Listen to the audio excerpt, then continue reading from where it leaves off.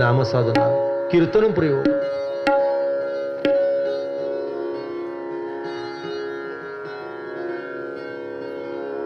आज काही प्रकरणाचा विचार मी तुमच्या पुढे मांडणार आहे.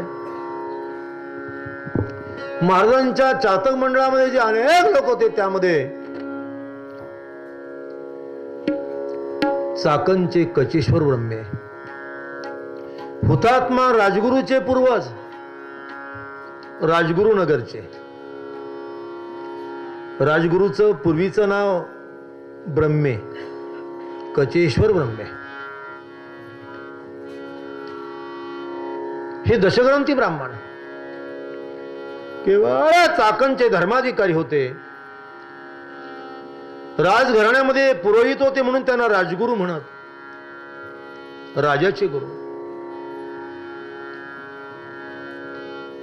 त्यांना गीतेचा छंद लागला म्हणून काही वैदिकांनी त्यांच्यावर विषप्रयोग केला.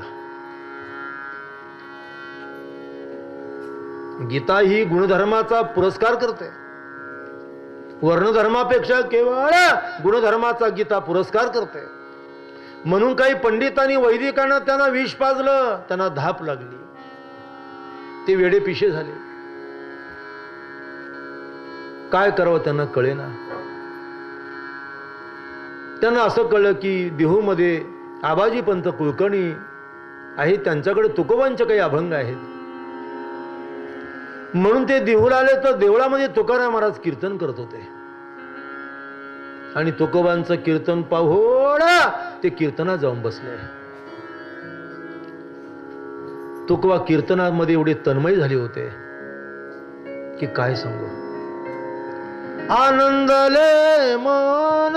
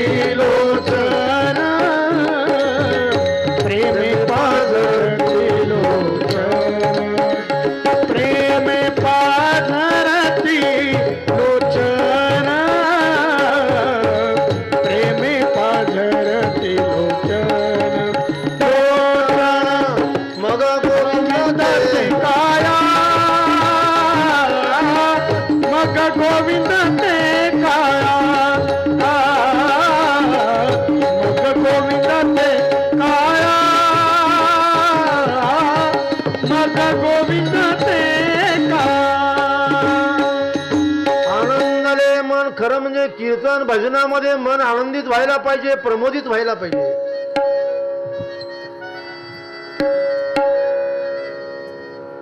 आयुष्यभर माणसं भजन करतात, नामस्मरण करतात, पण डोळ्याला टिपूस येत नाही त्यांच्या.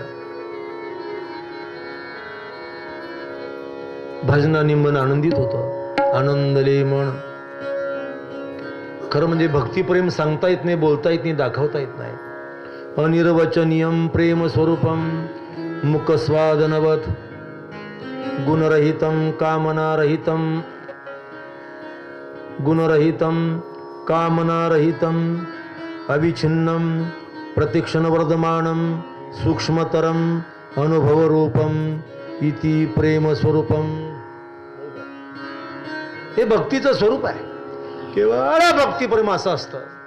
त्यामध्ये गर्ग म्हणतात कथादिषु अनुराग, पाराशरीरा संत पूजादिषु अनुराग, शांडिल्य सूत्रामध्ये आत्मरत्य निरोधेन.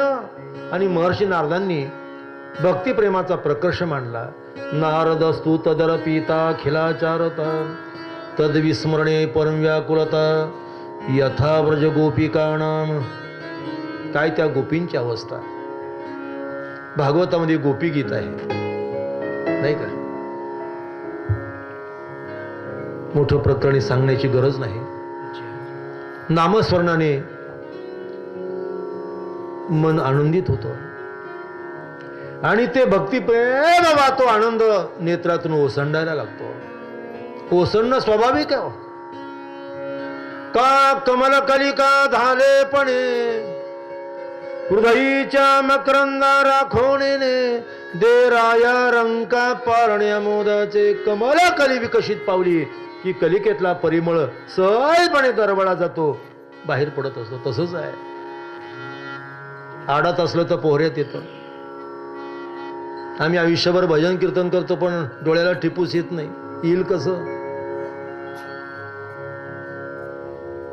काया वाचा म्हणे, काया वाचा म्हणे, काया वाचा म्हणे, काया वाचा म्हणे, काया वाचा म्हणे, काया वाचा म्हणे, काया वाचा म्हणे, काया वाचा म्हणे.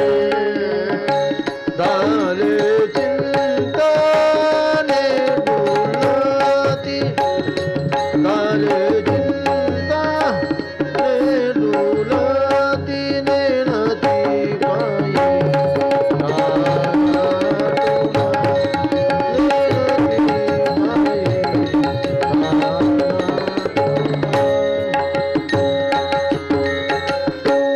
काया वाचा मने झाले म्हणून चिंतने डुलती.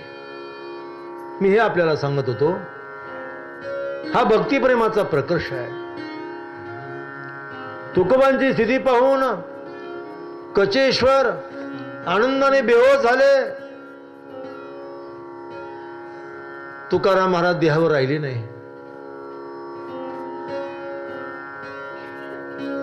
आणि जोपर्यंत देह तादात्म्य तोपर्यंत भजन होऊ शकत नाही.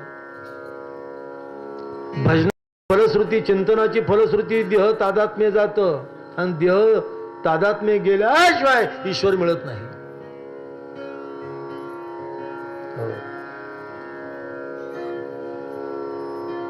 देहाच्या निरसणे पाविजया ठाया, माझी आईशी काया जवणू हे. म्हणून या अवस्थेमध्ये महाराज खाली पडण्याचा प्रसंग येऊ लागला. हा कचेश्वर धाडकन उठला आणि ताबडतोब तुकोबांच्या शरीराला त्यांनी खांदा दिला. स्पर्श झाल्याबरोबर शक्तिपात झाला. तुकाराम महाराजांचा कचेश्वर ब्रह्म्याला शक्तिपात झाल्याबरोबर कचेश्वर एकदम प्रफुल्ल झाला, स्वानंदी झाला, शक्ती संक्रमण झालं. त्याची धापच थांबली. एकदम आनंदाने तो बेहोश झाला आणि संत तुकोबरायांचा शिष्य बनला. दशग्रंथी ब्राह्मण होता, पण महाराजांची शक्ती मिळाल्यानंतर महाराजांचा शिष्य बनला. इसवी सन 1629 मध्ये महाराष्ट्रामध्ये भयानक दुष्काळ पडला होता. अन्ना करता लोक मरत होते.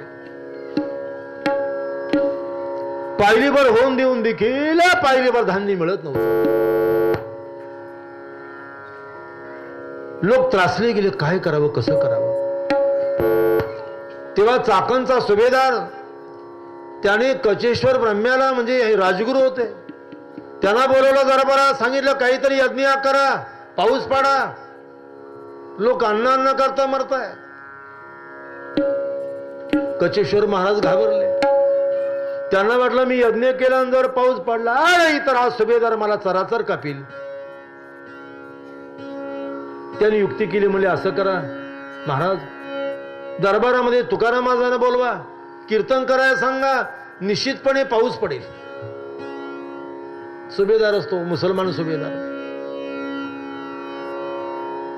म्हणून जासूद पाहून तुकाराम महाराजांना दरबारात आणलं आणि दरडावून सांगितलं, कीर्तन करा, पाऊस पडा, लोक अन्न करता मरताय. या बाडातल्या बकरीतल्या नोंदी आहेत. हा महाराज लोकांचा विषय नाही, संशोधनाचा विषय आहे.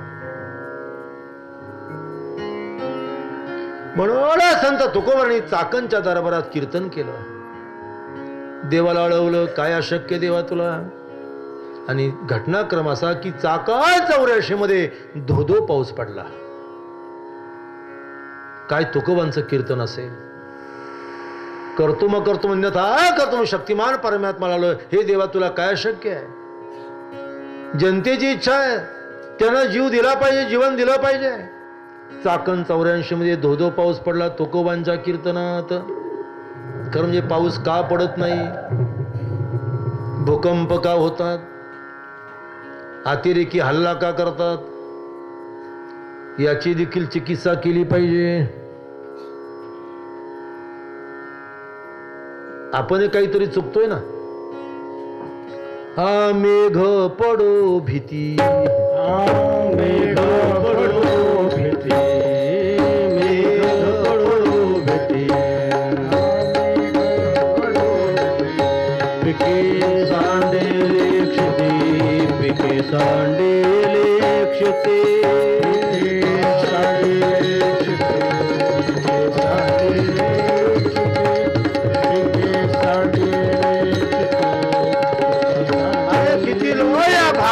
हिंदू म्हणवणारे धर्माचं अनुष्ठान करतात. किती लोकांना धर्मतत्व माहित आहे. अरे मुसलमानाला सांगावं लागत नाही नमाज कशा पडायचा, ख्रिश्चनाला सांगावं लागत नाही प्रेयर कशी करायची. आणि जगाच्या तुलनेमध्ये आपण 3% आहोत. 90% हिंदूंना धर्मग्रंथ माहित नाही, प्रार्थना येत नाही, कीर्तनात प्रवचनात कसं बसावं हे कळत नाही. धर्मस्वरूपाचं मूलतः अज्ञान हे आपल्या लक्षात ठेवा. म्हणून आपण धर्मनिष्ठ झाला पाहिजे, धर्माभिमानी झालं पाहिजे, धर्मतत्व जाणले पाहिजे. प्रत्येकाला, प्रत्येक हिंदूला आपले धर्मग्रंथ कळले पाहिजे. प्रत्येक हिंदूला प्रार्थना करता आली पाहिजे. प्रत्येक हिंदूला समजलं पाहिजे. अरे गॅरेज मध्ये काम करणारा मुसलमानाचा पोरगा नमाजची वेळ झाली का निळे काळे कपडे काढून टाकतो, उत्तम पेहराव धारण करतो, नमाज पडून येतो, तासाभरानं पुन्हा आपला उद्योगधंदा, पुन्हा निळे काळे कपडे घालून पुन्हा चालू राहतं काम गॅरेज मधलं. किती लोक नियमधर्माने पंढरीची वारी करतात, नियमधर्माने हरिपाठ करतात, घरात प्रार्थना करतात. खरं म्हणजे हा मोठा प्रभाव आहे, लक्षात ठेवा. आपली विल पॉवर, इच्छाशक्ती कुठेतरी कमी पडते. काय ताकद आहे दुसऱ्यांचं आपल्यावर अतिक्रमण कराय, म्हणजे आपला देखील काहीतरी चुकतंय. म्हणून जरा कडवे व्हा, कट्टर व्हा. महानताई सांगण्याकरताच मी मृत्यू लोकात आलोय. धर्माचे पालन करणे पाखंड खंडन, करणे पाखंड खंडन, करणे पाखंड खंडन, धर्माचे पालन करणे पाखंड खंडन, करणे पाखंड खंडन, करणे पाखंड खंडन. अरे म्हणून जो धर्माचं रक्षण करतो, धर्म त्याचं रक्षण करतो. धर्मो रक्षति रक्षितः, यः रक्षितः सधर्म त्याचं रक्षण करतो. आम्ही धर्माचं रक्षण करत नाही, धर्माचं पालन करत नाही, म्हणून धर्मही आपलं रक्षण करत नाही. लक्षात ठेवा. धर्म शब्दाचा अर्थ नीट समजला पाहिजे. धर्म ईश्वरस्य जगत प्रतिष्ठा, या समग्र विश्वाची प्रतिष्ठा स्वधर्म आहे. ज्यानं त्यानं कडवे पण ठेवलं पाहिजे, कट्टरपणा वाढला पाहिजे. आम्ही पंढरीची वारी करतो आणि दावलपिराची जत्रा करतो, करण्याबद्दल वाद नाही आमचा. पण कडवेपणा हा व्यभिचारीपणा काय कामाचा. म्हणून आपण कडवे व्हा, कट्टर व्हा, अभिमानी व्हा धर्माचे. स्वधर्मे निधनम श्रेय परधर्म भयावा. परधर्मापासून भीती आहे आपल्याला. जगाच्या तुलनेनं आपण फार अल्प आहोत. 3%. ख्रिश्चन मुसलमान खूप आहे आपल्यापेक्षा. म्हणून आहे तेवढ्यात, परंतु आपली शक्ती अफाट आहे. सर्व धर्माला केवळ आपली धर्मतत्व निष्प्रभ करू शकतात. म्हणून जगातील विश्व धर्मण्याची ताकद या हिंदू धर्मात आहे. साऱ्या विश्वानं त्याचं अनुसरण. मी विद्यापीठामध्ये अध्यासनामध्ये परराष्ट्रातून लोक येतात. ऑस्ट्रिया, स्वित्झर्लंडचे लोक येतात. तुकाराम गाथा अभ्यास न करता, ज्ञानेश्वरी अभ्यास न करता. पुणे विद्यापीठामध्ये अध्यासनात मी जाऊन शिकवतो. लक्षात ठेवा या गोष्टी. साऱ्या देशाचं लक्ष हिंदू संस्कृतीकडे आहे, धर्माकडे आहे. म्हणून हिंदूंचं संघटन त्यांना नको आहे, भारतीयांचं संघटन नको आहे. या दृष्टिकोनातून आपण सर्वांनी त्याचा गांभीर्याने विचार करण्याची गरज आहे. तुकाराम महाराज म्हणता, याकरताच मी जन्म घेतला. वाढावया सुख भक्ती भाव धर्म, वाढावया सुख भक्ती भाव धर्म, वाढावया सुख भक्ती भाव धर्म, वाढावया सुख भक्ती भाव धर्म, वाढावया सुख भक्ती भाव धर्म, वाढावया सुख भक्ती भाव धर्म, वाढावया सुख भक्ती भाव धर्म, वाढावया सुख भक्ती भाव धर्म. कुळाचार नाम विठोबाचे, कुळाचार नाम विठोबाचे, अवतार तुम्हा घ्यावया कारण, अवतार तुम्हा धराया कारण, अवतार तुम्हा धराया कारण, अवतार तुम्हा धराया कारण. तुकोबांचं चातर मंडळातला हा कचेश्वर मी राजगुरू. हुतात्मा राजगुरू ही त्याच वंशात त्यांनी जन्म घेतला. त्यांच्या नावावरून राजगुरू नगर, नाही का?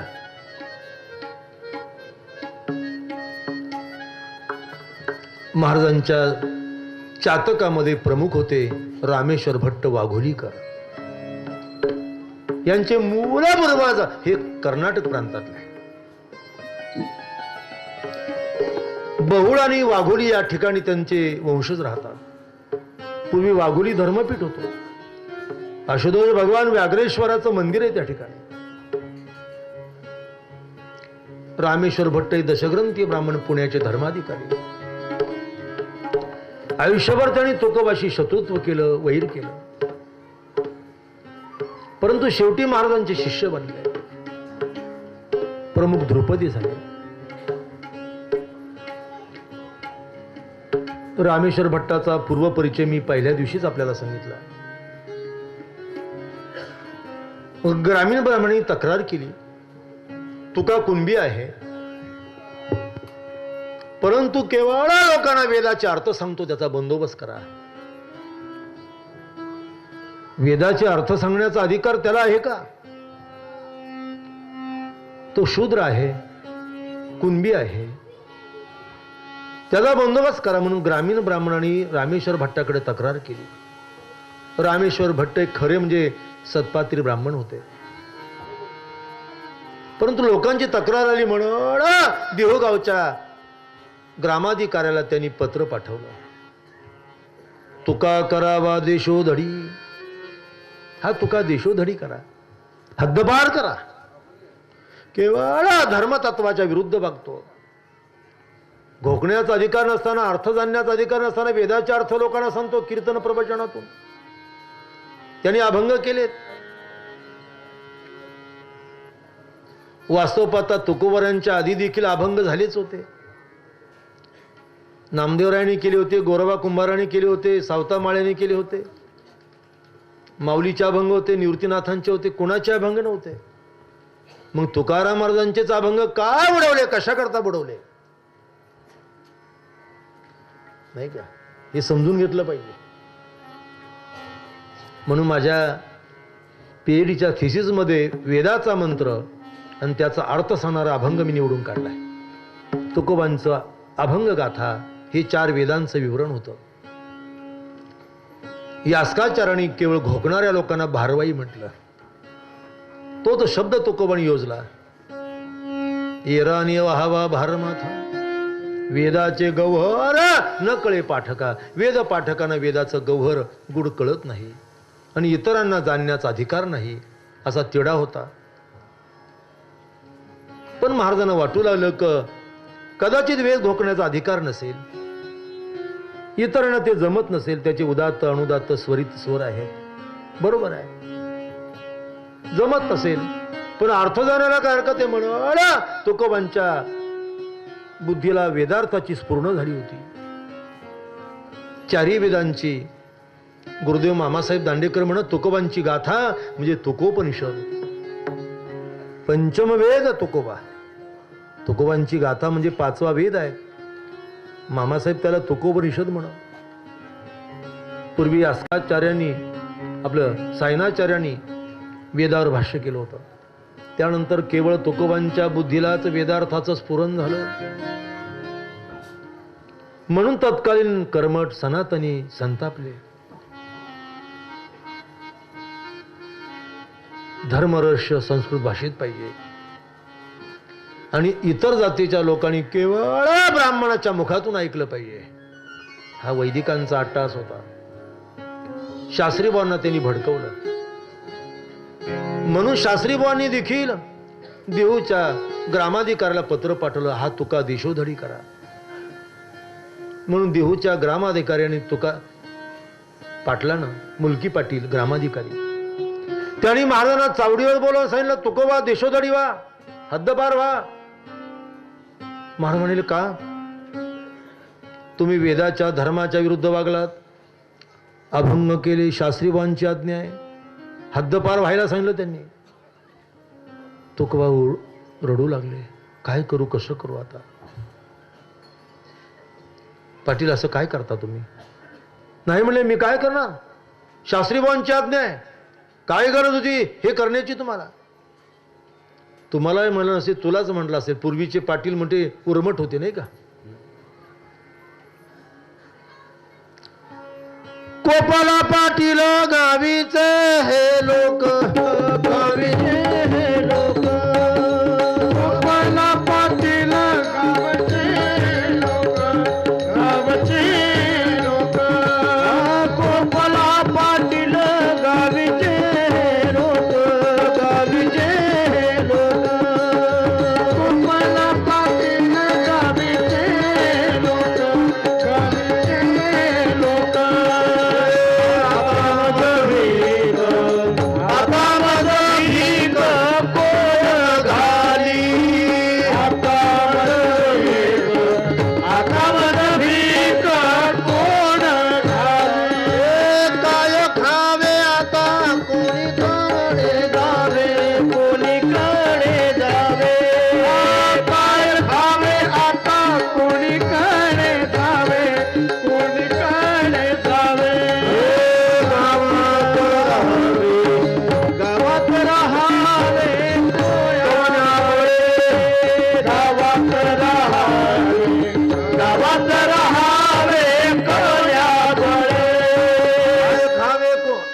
कोणीकडे जावे, गावात राहावे, कोण्या बळे, कोपला पाटील गावीचे हे लोक. लोकही आज बघायला बोलू लागले, कशाला या उद्योगात पडला. आणि मग तुकोबा उद्विग्न झाले, त्रस्त झाले. पाटलाला सांगितलं, पाटील आज्ञा करू नका, मी शास्त्रीबावांना समजावून सांगतो. म्हणून रामेश्वर भट्टाकडे गेले वाघोलीमध्ये. रामेश्वर भट्ट सोहळं निसून संध्या करत होते, देवपूजा करत होते. ओसरीवर जाऊन तुकोबांनी दंडवत घातलं. कोण म्हणजे, मी देऊचा तुका आहे. तुका म्हटल्याबरोबर लाल बुंद डोळे केले. कार्य तुला अधिकार होता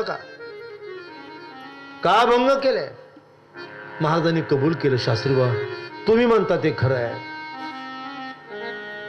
घोकाया अक्षर मज नाही अधिकार, मज नाही अधिकार, मज नाही अधिकार. अक्षर मज नाही अधिकार, मज नाही अधिकार, मज नाही अधिकार. पण काय करू सांगा ना मला, काय करू? कायम्या पामरे बोलावी उत्तरे, बया विश्वांबरे बोलावी, बया विश्वंभरे बोलावी. कायम्या पामरे बोलावी उत्तरे, बया विश्वंभरे बोलावी, बया विश्वंभरे सामान्य मी काय बोलणार आहे, पण केवळ परमात्मा विश्वंभरानं देवानंच मला बोलायला लावलं. मी काय करू? नामदेवे केले स्वप्ना माझी जागे, सवे पांडुरंगे उण्या, सांगितले काम करावे कवित्व, वावगे निमित्त बोलू नये, प्रमाणाची संख्या सांगे शतकोटी, उरले ते सेवटी लावी तुका. म्हणून बोललो, म्हणून अभंग केले. शास्त्री बा मी काय करू? शास्त्री बा हसू लागले, म्हणले का रे, मला काही तू कोकणातला ठाकर मामा समजतो का? विश्वंभराने बोलवलं तुला, नामदेवानं जागा केलं. अरे हद्दपार व्हायचं नसेल, देशोधडी जायचं नसेल तर दुसरा पर्याय ऐक. हे जे अभंग केले ते इंद्राणीमध्ये बुडून टाक आणि इथून पुढे अभंग रचना करण्याच्या फंदात पडू नको. ठीक आहे म्हटले शास्त्री बा, हे दुसरं मान्य मला. तुकाराम महाराज घरी आले, अभंगाचे कागद बाहेर काढले, वया बांधली, एका वस्त्रामध्ये सर्व अभंग बांधले आणि अभंगाचं ते ओझं घेऊन महाराज केवळ बुडवण्याकरता निघाले. देहोपासून 2 मैलावर आनंद डोह आहे, 2 मैलपेक्षा कमी येईल अंतर थोडं. आनंद डोहावर आले. आनंद डोह म्हणजे जिथे आता गाथा मंदिर तयार झालं तो आनंद डोह. आनंद डोहावर आल्यानंतर तुकोबाने पुन्हा ते गाठोडं सोडलं. त्यामध्ये भले मोठे 4-2 दगड बांधले. पुन्हा ते गाठोडं आवडलं, डोक्यावर घेतलं आणि महाराज खोल आनंद डोहात गेले. अथांग पाणी आनंद डोहात. वाह, महाराजांनी ते अभंगाचं भलं मोठं गाठोडं डोहामध्ये बुडवलं. असाच आवाज आला असेल बरं का. याला म्हणतात कलाविष्कार. अभंग बुडून तुकोबा बाहेर आले, घरी आले. निवांत होते महाराज, 5 दिवस निवांत. पण लोकांनी त्यांना त्राही केलं. का हो तुकोबा, मागे तुम्ही कानोबाराशी वैर करून सावकारकीचे दस्तऐवज बुडवले, म्हणजे संसार बुडवला, आणि आता अभंग बुडवले म्हणजे परमार्थ बुडवला वाटता. देव न संसार तुका दोहीकडे चोर. संसारातही चोर आणि परमार्थातही चोर झालात तुम्ही. लोक हसू लागले, आदवा तदा बोलू लागले आणि मग माता तुकोबा त्रासले गेले. 5 दिवस निवांत होते हो, काही वाटलं नाही तुकोबांना. एका धर्माधिकारी सत्पात्र ब्राह्मणाची आज्ञा म्हणून तुकोबांनी हे केलं. निवांत राहिले. जशी भगवान परमात्म्याची इच्छा असेल, देवाची इच्छा असेल तसं घडलं असं म्हणत होते. पण 5 दिवसात लोकांनी त्यांना त्राही केलं. 5व्या दिवसानंतर तुकोबा उद्विग्न होऊन बाहेर पडले. काहीतरी चमत्कार घडला पाहिजे म्हणून ज्या आनंद डोहावर अभंग बुडवले तिथे महाराज आले. एका शिळेवर त्यांनी अनुष्ठान मांडलं. एका दगडावर बसून डोळे झाकून घेतले. 13 दिवसाचं निशक्र केलं. 13 दिवस झाले निशक्र करिता. खरं म्हणजे आंदोलनाचे सर्व मार्ग हे संत प्रणिते वारकरी संप्रदायाचे. आमरण उपोषण आमचं तुकाराम महाराजांनी आमरण उपोषण केलं. निळोबारांनी 42 दिवस धरणं धरलं. हे मोर्चा घेराव आमचे. संतवीर रामदास महाराज मनसुख म्हणायचे, तुम्ही राजकारणी लोकांनी आमच्याकडून चोरले, उष्टे घेतले आणि पुन्हा म्हणता संतांनी टाळकुटा केला. नाही का?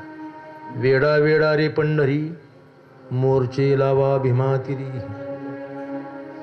मोर्चा आमचा, घेराव आमचा, आमरण उपोषण आमचं, अनुष्ठान आमचं, धरणं आमचं, सर्व काही आमचं उष्ट उचललं. आणि संतांनी त्याही काळामध्ये हे आंदोलनाचे मार्ग हाताळले होते, लक्षात ठेवा.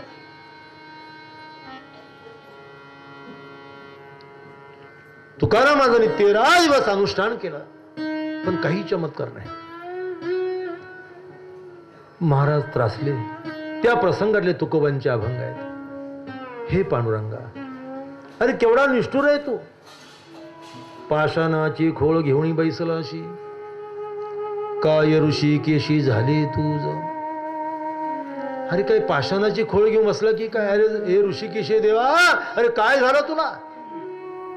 13 दिवस झाले निशक्र करिता, न पवशी अनंता माये बाबा. शेवटी 13व्या दिवसाच्या मध्यरात्री चमत्कार घडला. सगुण सावळ्या रूपात बालरूपामध्ये बालवेश धारण करून परमात्मा कृष्ण प्रगट झाले. 13व्या दिवसाच्या मध्यरात्री तुकाराम महाराजांच्या मांडीवर जाऊन बसले. दिव्य स्पर्श जाणवल्याबरोबर तुकोबांनी नेत्र उघडले. पाहता तर सगुण सावळा चतुर्भुज बाल कृष्णचंद्र परमात्मा.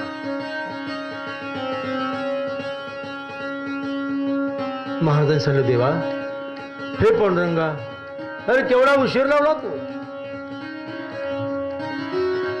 केवढी आपत्ती आली माझ्यावर. अरे 13 दिवस झाले अनुष्ठान करतोय, निशक्र केलंय, अजूनही मला तू पावला नाही.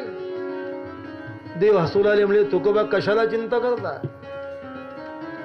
हो 18 दिवस झाले तुमच्या अभंगाचे कागद मी पाण्यात घेऊन उभा आहे. 18 दिवस. आणि मग माता तुकोबानी हंबरडा फोडला. 18 दिवस पाण्यात उभा आहे देवा तू. अरे केवढा मी अन्याय केला तुझ्यावर. थोर अन्याय केला.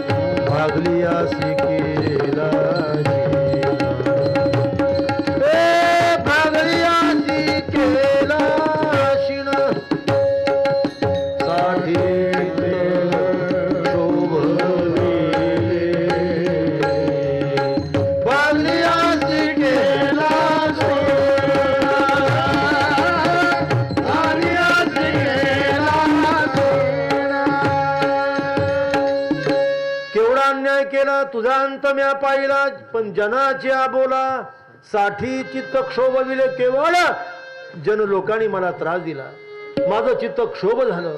म्हणून देवा संतापाच्या भरामध्ये मी अनुष्ठान केलं. काय करू देवा, पण तू किती माझं ब्रीद राखलं रे. उदकी राखिले कागद चुकविला जनवाद. तुका म्हणे ब्रीद साच केले आपुले. पण देवा केवळ तू आपल्या भक्तांचं ब्रीद राखलं. पाण्यावरला ह्या तरंगव्या तसे तुकोबांच्या भंग तरले. नाही का. उदका माझी वहा ठेवून कोरड्या. उदका उदका माझी वह्या ठेवणी कोरड्या उदका माझी वह्या ठेवणी कोरड्या उदका माझी वह्या ठेवणी कोरड्या उदका माझी वह्या ठेवणी कोरड्या उदका माझी वह्या ठेवणी कोरड्या उदका माझी वह्या ठेवणी कोरड्या उदका माझी वह्या ठेवणी कोरड्या दाखवणे रोकड्या विश्वजना दाखवणे रोकड्या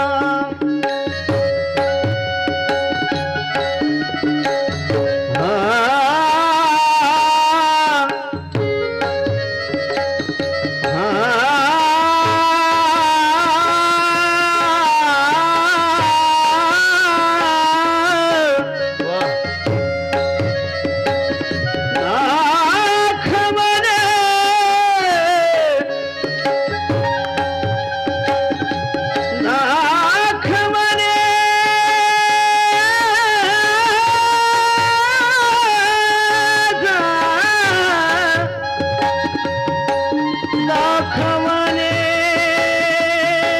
रोकड्या विश्वजना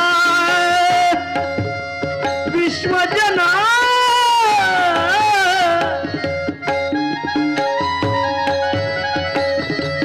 दाखवणे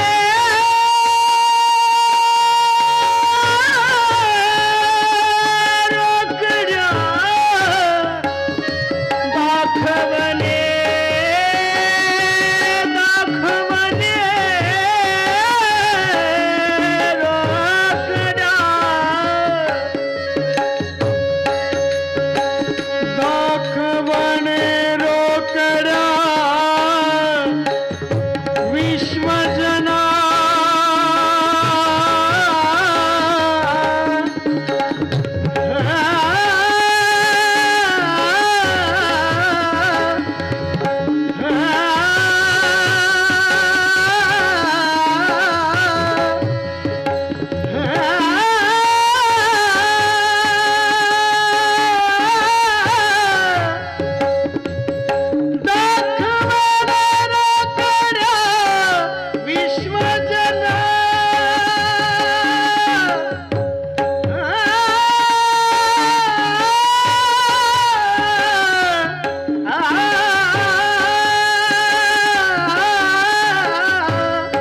दाखवणे रोकड्या विश्वजना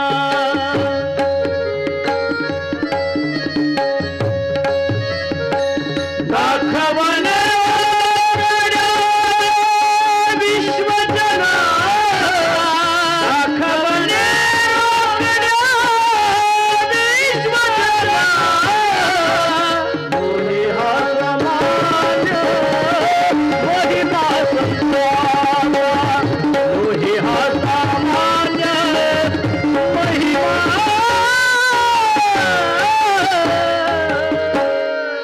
वाह! पाण्यावरला ह्या तरंगाव्या तसे तुकोबांचे अभंग तरले. उदकी राखिले कागद जळी दगडा सहित वह्या तारेल्या जैशाला ह्या. असंही तुकोबांचं अगाध सामर्थ्य लक्षात ठेवा.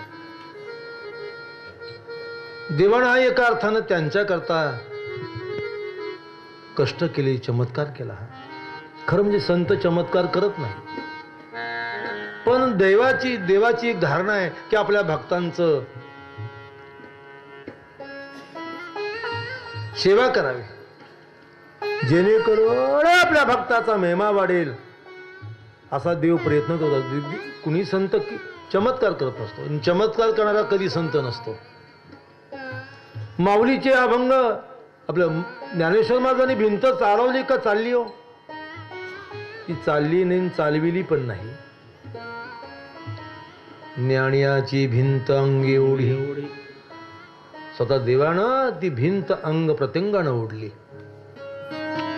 तसे तुकोबांच्या अभंग तरले का तारिले? तरले नाही, तारिले नव्हे. हो, राघवे सागरात पाषाण तारिले. राघवे सागरात पाषाण तारिले. राघवे सागरात पाषाण तारिले.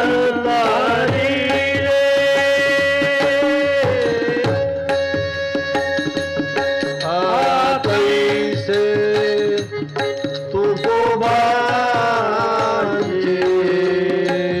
अभंग रक्षिले. कैसे तुकोबांचे अभंग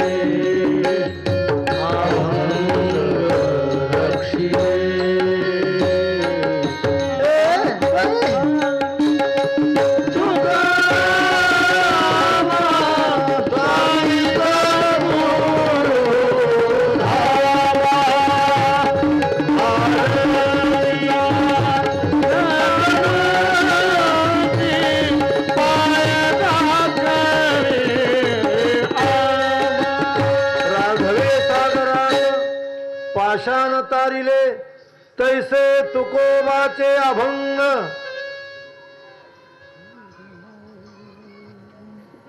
तैसे तुकोबाचे अभंग रक्षिले.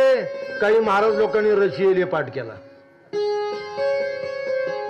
मोठे मोठे महाराज येते, मोठी श्रेयनामावली त्यांची. अरे अभंगांचे अनवर्थ शोधले पाहिजे. तैसे तुकोबाचे अभंग रक्षिले. उदकी राखिले कागद. रचिले पाठ होईलच कसा? रक्षिले.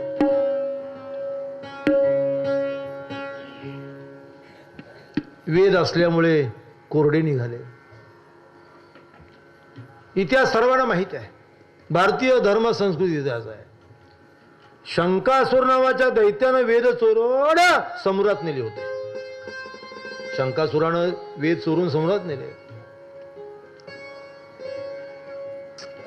म्हणून परमात्मा श्री विष्णू मत्स्य अवतार घेतला आणि ते वेद बाहेर काढले.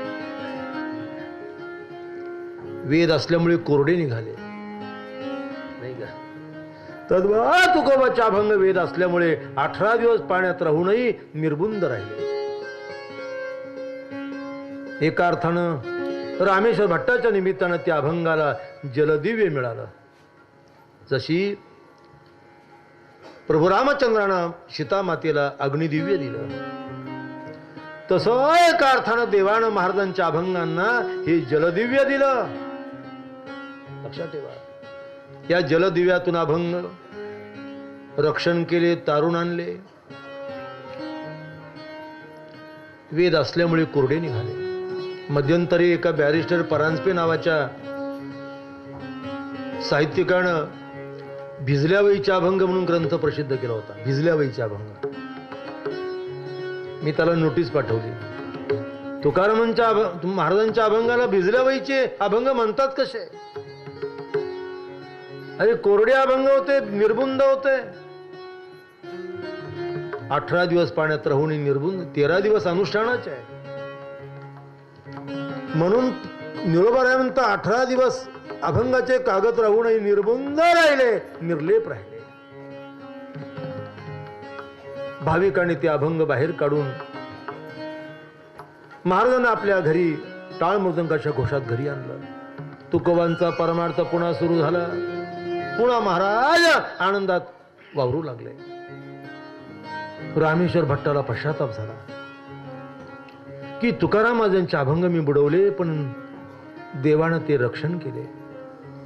त्या अर्थी तुकोबा कोणीतरी सत्पुरुष आहेत म्हणून महाराजांची क्षमा मागण्याकरता हे रामेश्वर भट्ट निघाले.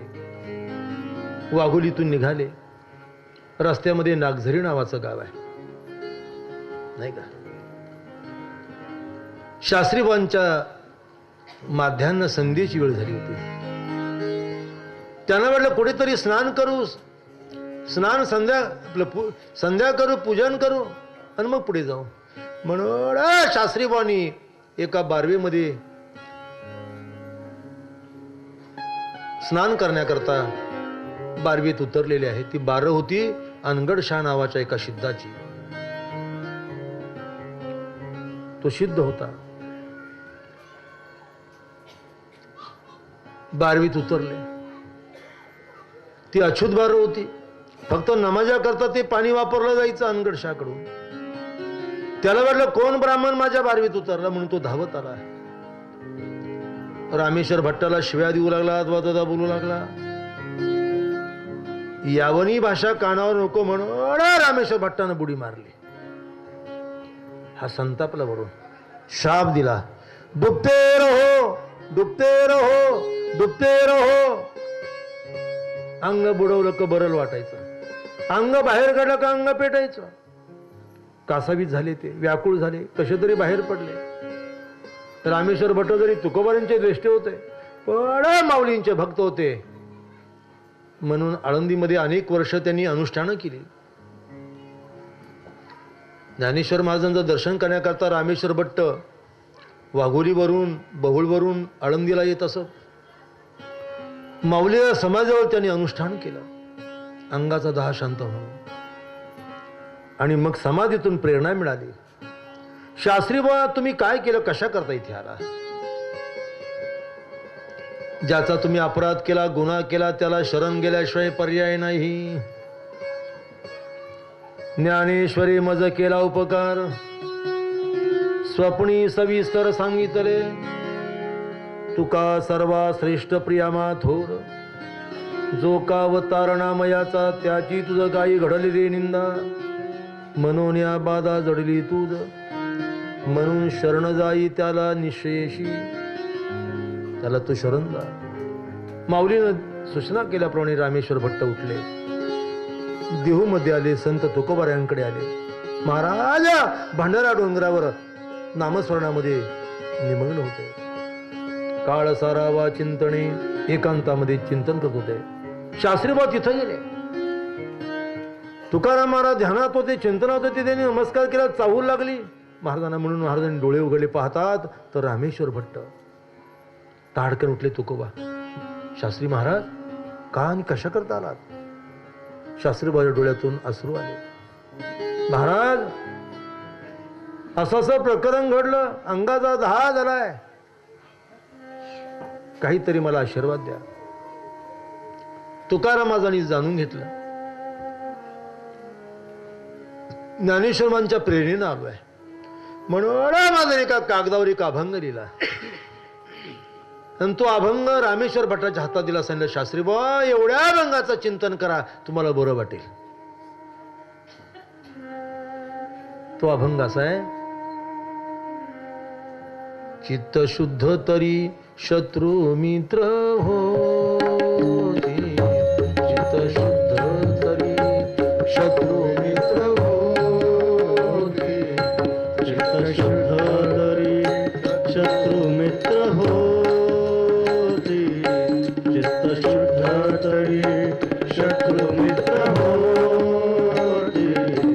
चित्त शुद्ध तरी शत्रू मित्र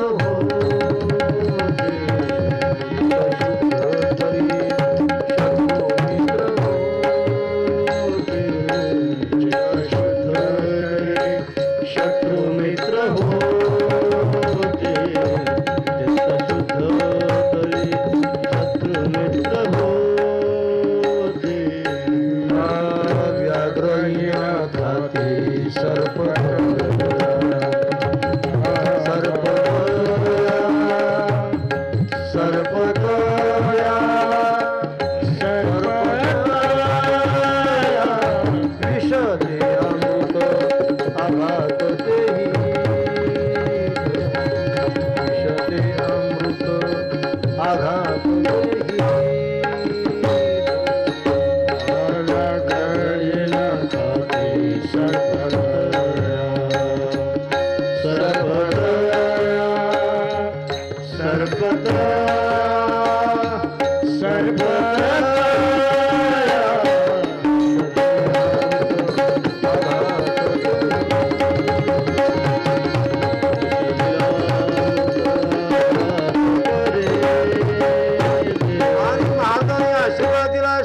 अजिबात चिंता करू नका. अशी जर तुमची प्रक्रिया झाली तर होतील शीतळ अग्निज्वाळा. या अग्निज्वाळा शीतळ होतील. आणि घटना तशीच घडली. हो.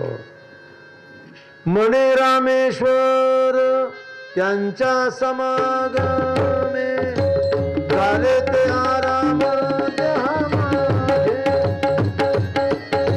झाले ते आराम देहामागे. म्हणे रामेश्वर त्यांचे आधारे झाले ते आराम.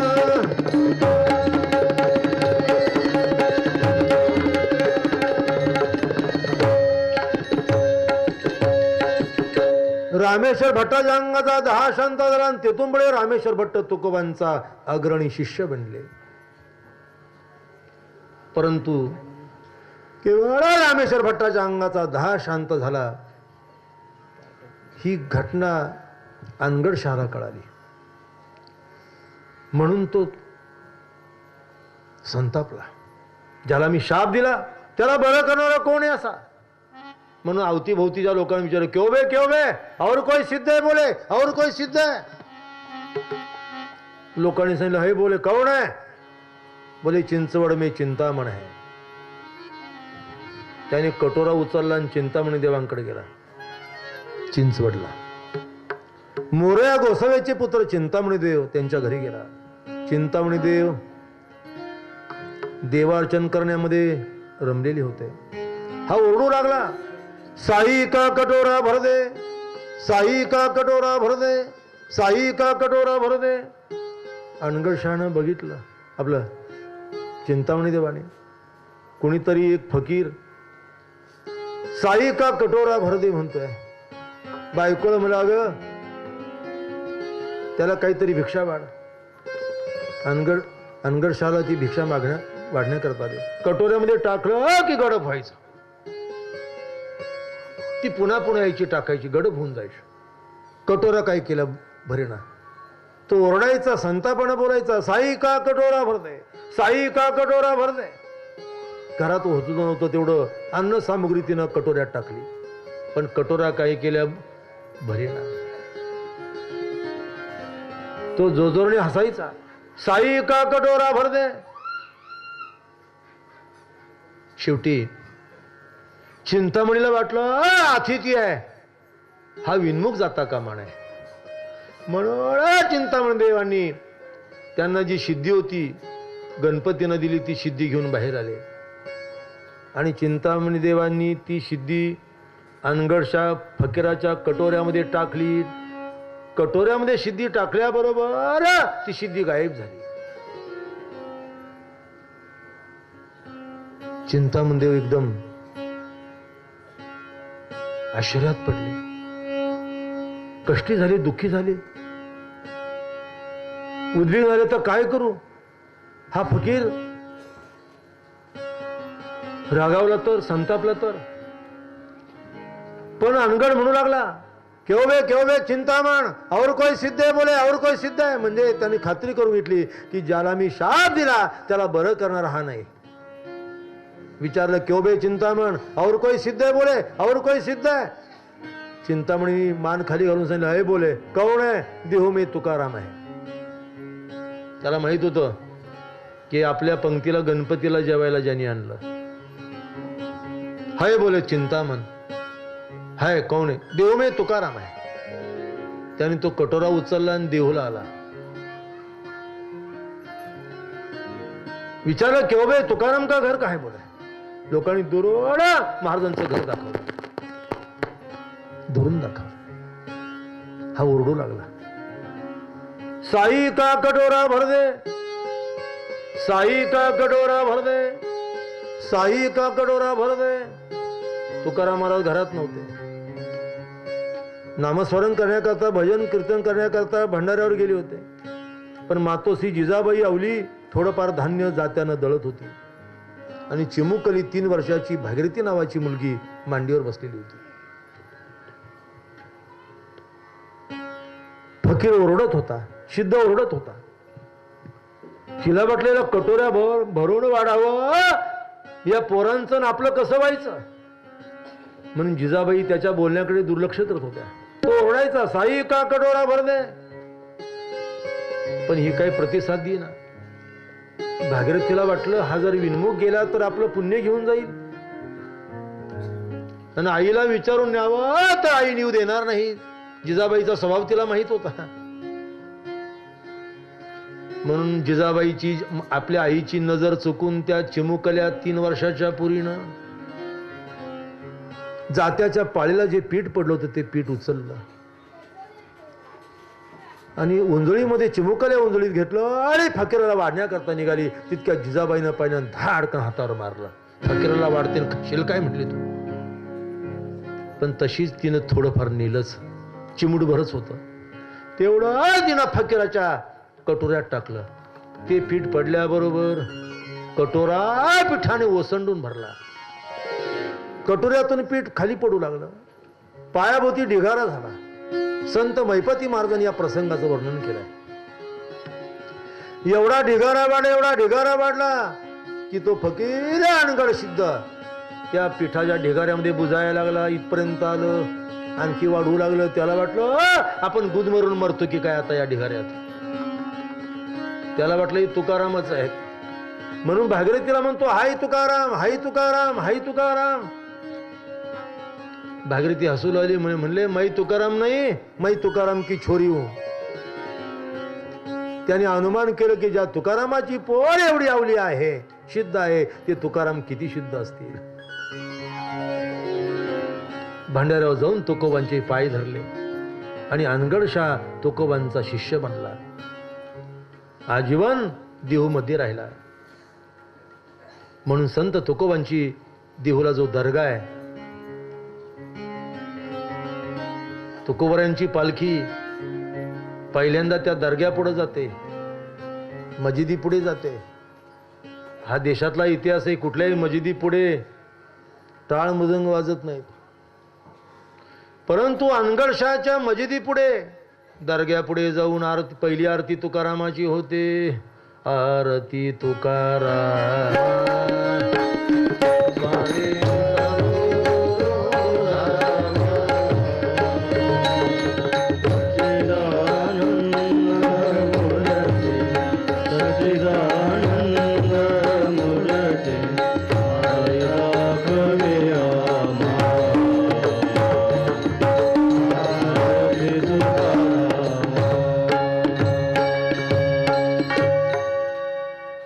आकुर्डीला प्रस्थान. हे मी का सांगितलं तुम्हाला? धन्य तुकोबा